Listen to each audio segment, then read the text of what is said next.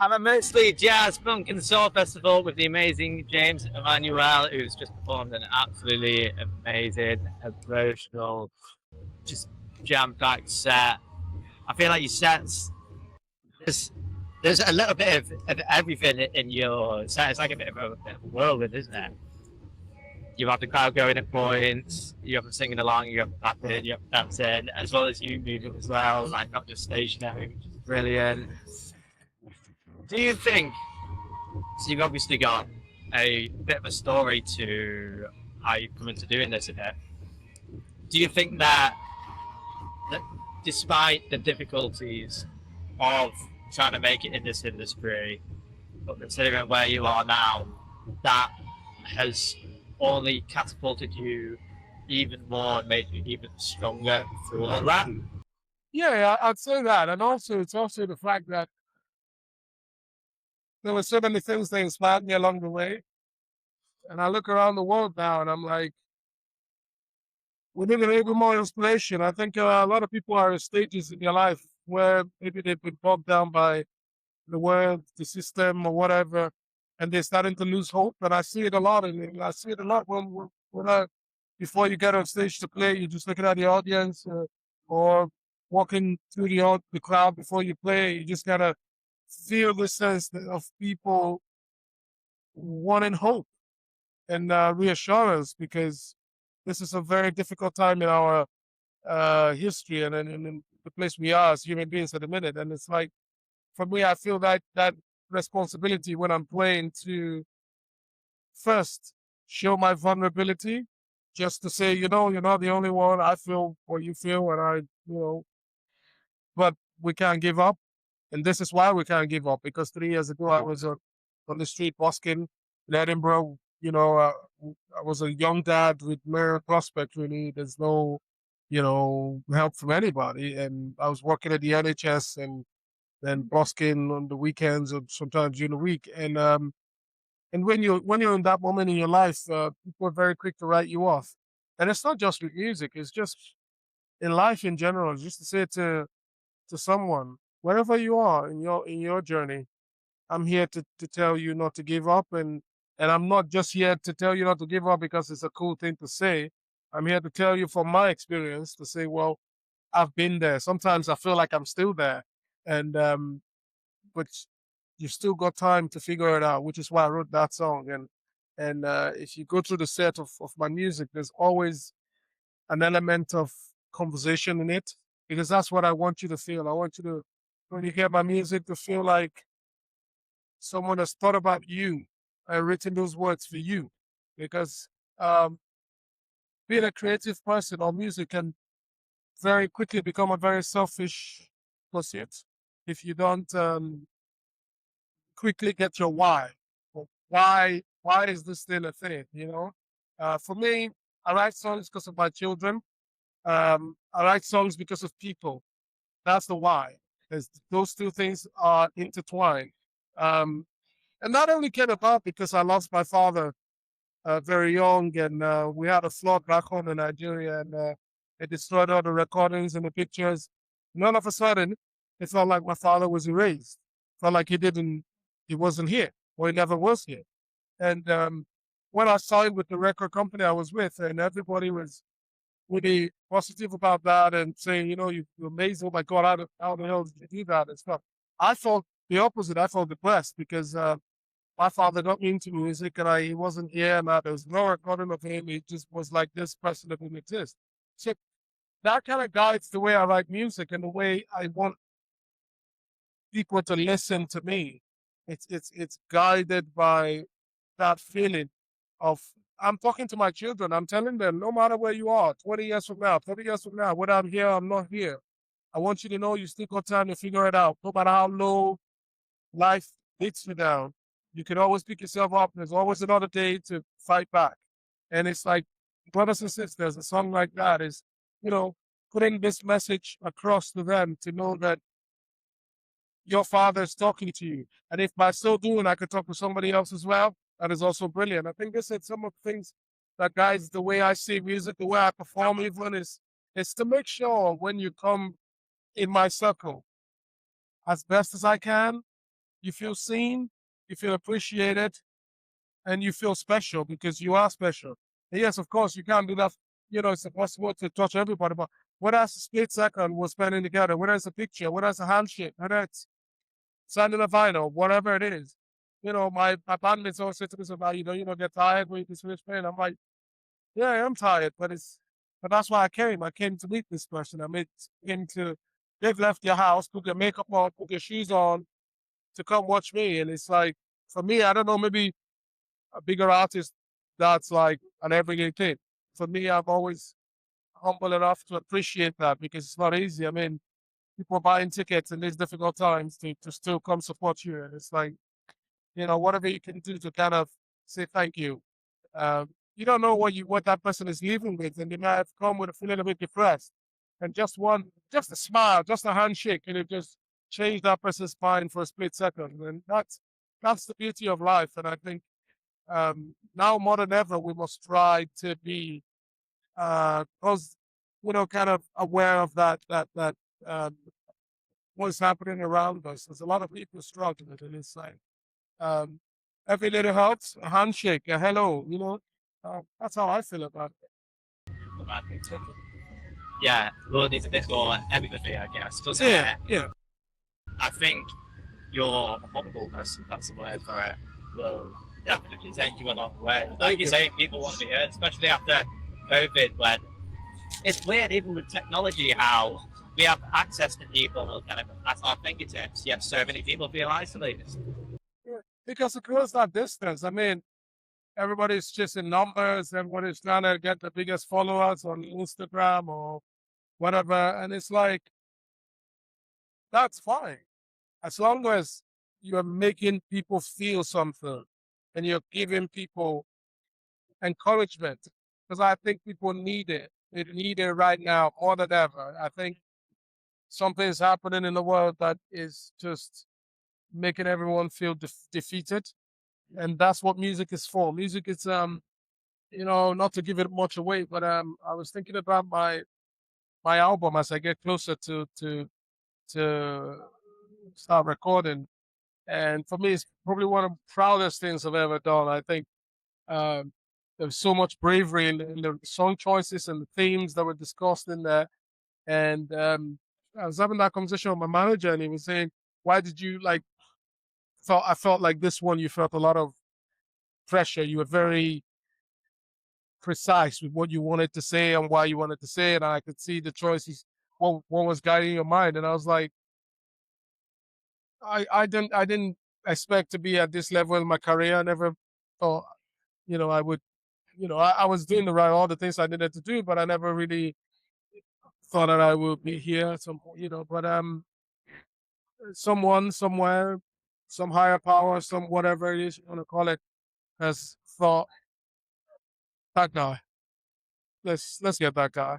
And I think with every day that I do what I do, I want to justify that choice. I want to justify that decision. I want to um, touch the people who felt how I feel, and because I know how difficult it is to feel that way, and more and more to highlight them through my music. I think when I think about my music, I think about my music as like a place, like a church, like a city that people could come into. And it doesn't matter what you are, what you do, what your color, what your religion, whatever it is you do. As long as you're a good human being and you're accepting of other people and you're, you know, appreciative of our differences and you're willing to come together and celebrate us as humanity, as people. For me, that's where I'm at with it. I don't, I was doing an interview the other day and I was saying, I want to go to my show. I want to see loads of gay people there. I want to see all kinds of people. I want to see whoever you are, just come and have a good time. And I think now more than ever, we must do that to change the narrative and to show the children that there's a different way, that there's a different thing. So this is some of the things that guide what I do and how I do it. You know, James, where do you get your inspiration? my children, in terms of writing songs, sometimes people watch all the time. I'm just watching them and I'm like, you're one crazy person. Like for a minute, it just it softens me up and I'm able to open up and be more vulnerable with the words I'm putting out. Yeah. And also, I've been inspired by so many great artists. I mean, today I can't wait to see Jalen and Gonda perhaps, or Sacred Souls. These are the people that kind of guided my thing. And Marvin Gaye was the first artist for me that put the dream of a singer in me. I saw him for the first time on TV at 5 years old, and I thought, I'll have a bit of that. You know, he just had that. It was like your dad, but it was sexy. It was cool. But the music was great, and the soul that you could, you know. I was shooting my first music video 4 weeks ago, and 6 hours in, I was starting to feel a little bit like repeating this thing over and over again, hearing the same song over and over again. It's like, oh. And then the director was asking me, "Oh, do you need a break? Or how do we get your mood back?" And I was like, "Just take me back to 5-year-old James." So they all cleared the room, put the spotlight on with Sexual Healing. Oh, that's my favorite song. Yeah. And as soon as I started playing, I'm dancing and I'm like, right, let's get back on, let's go. You know, it's like no matter where I am, once I hear the bass line, it's like, okay, there you go. So there's Marvin, there's Curtis. Curtis probably influenced a lot of my songwriting because it's very direct. There's Marvin, Curtis, Al Green. There's a man I found much later in my journey, but it kind of changed the way I sing. Bobby Blue Bland, Ain't No Love in the Heart of the City. The original singer of Ain't No Love in the Heart of the City. Okay. Yeah. Fever, the original singer of Fever. Is it? Yeah. So is that you doing a drum machine saucy phase at some point? Then? Yeah. Oh wait, there's a song I had there called Little Rain. Okay. And we were in Yucca Valley, California, recording it. And just by chance, the producer had the Sly Stone drum machine. And it was kind of like a laugh, really. We didn't think we were being serious. But then he chucked it in and we just went, it's staying, right? it is staying. And we're like, yeah, it needs to stay. And that was how that stayed, because I love that vintage sound of, like, you know, the drum machines, music's a universal thing. And I think, which is why I'm very careful. You know what you said at the start, when you said it feels like there's different things happening in the set and stuff, because I don't want to alienate anybody. I don't want you to cop them, or this is just traditional 1960s soul and that's it. I'm like, I listen to everything. I listen to, some days I just wake up and all I want to hear is Jimi Hendrix. I just want to hear the guitar. Some days I just want Albert King. I just want B.B. King. Sometimes I want Eva Cassidy. Sometimes it just depends on what I'm feeling in my soul and what I want music to do for me in that moment. Kind of influences what I'm listening to. Some days you wake up and you just want to feel empowered. You know, put a Curtis Mayfield, move on out to your destination. You know, that's what music is. It's just, you gotta let it move you and flow through you. And, you know, I say to myself all the time, I'm a vessel. It's a privilege to be here. So it's like, just let it flow, you know? Yeah. We're dynamic as human beings, and that was what your set kind of represented. It was like all the different human emotions in one set, which is what I was trying to get at. Yeah, that's what you want. It's like, and you know, in the past, I used to be very nervous. It was a gradual process to get to a place where we come here and we play only by music. Back in the day, we say, well, people don't know, you need to do a cover and stuff. And I was like, got to a point where I just went, they've heard it before. They want to hear you. They want to hear what you've got to say. And then to see if you've learned anything from the things you've been listening to. And if you can do your own kind of thing. And it's like, when we're putting the set together, it was like a journey. So how do we take people from on this journey from encouragement to a little bit of fun to now let's dance at the end and everybody leaves. And I'm so proud. There was a few people there who saw me last week at Love Supreme and they came to see me again. It's just like there was a lady in there. She saw me 2 years ago at the Jazz Bar in Edinburgh. She had a picture with me. We had to recreate the picture again. But she's here tonight. And it's just, for me, that's what it's about. It's about people meet you, they have a good experience, and they want to come back and see you again. There's nothing, better than that, So I take that with me.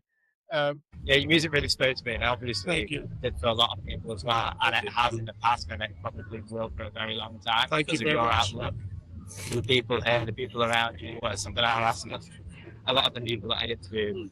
If you were going deaf, what would be the last song that you'd listen to? Or your hearing back? For me, there's no, the greatest song ever recorded is Central Healing by Bobby J.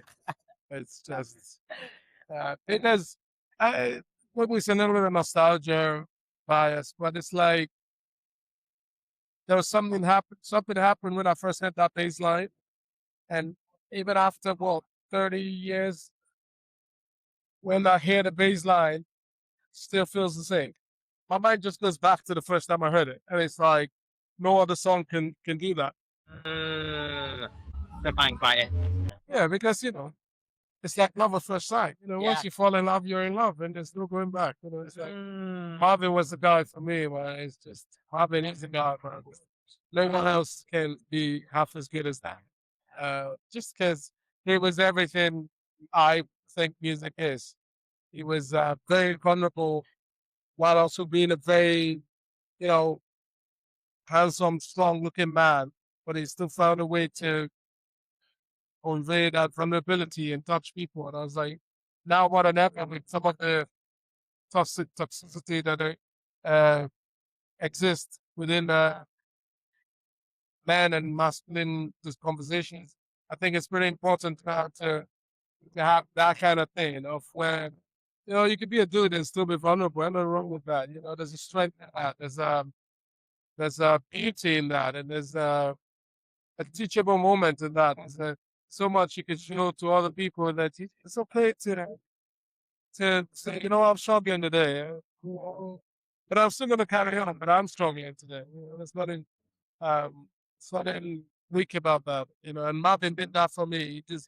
I watched this performance at the Grammy, and it just felt like it was the only one there. And it's like, but that's Marvin Gaye, Teddy Pendergrass. It's that sweat and pure, let your heart out, and it's like that's what it is. It's what music is to me. I don't know about somebody else, but yeah, that's what I try to do. Is to a lot of people come to these things as well, and they just stand because they don't want anybody to see them. And I'm like, no, I'm goofing around, so should you. Get on with it. Yeah.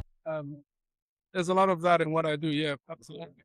What's next in the works for you? Got an album coming up. We're going on my first European tour next to Rent and Nice and Hamburg. And in between that, we're trying to begin recording the album as well. And like I said, there's some songs there that would be quite daring, but I think they're important. And I think now more than ever, they should be said. There's songs there like Who We Hating Today. There's songs there like War is Keeping Us Poor. It goes take you right back to that inner city blues, 1970s soul. It put you in your fear, but also give you the message and give you in a way that is not confrontational or digestible. Like make you feel, something. That's the goal for me. It's always been, how can I make you feel something? Pretty important. Yeah. Honestly, so much love Thank for you. what you do. Really spoke to me. Thank you.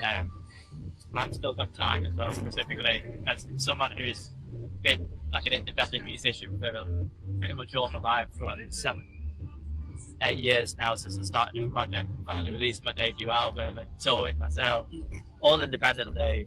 So when you sang that, man, I was getting goosebumps. Like you were saying before, like it's worth telling these stories of how you're feeling so other people can accomplish and understand what you have also made an effort to understand. And that's supposed to be that. So yeah, That's what it's about. And you still got time yeah, to exactly. figure it out. We still got time to Yeah. figure it out. Thank you Thank for having me. Till next time. Next time, bro. Thank you.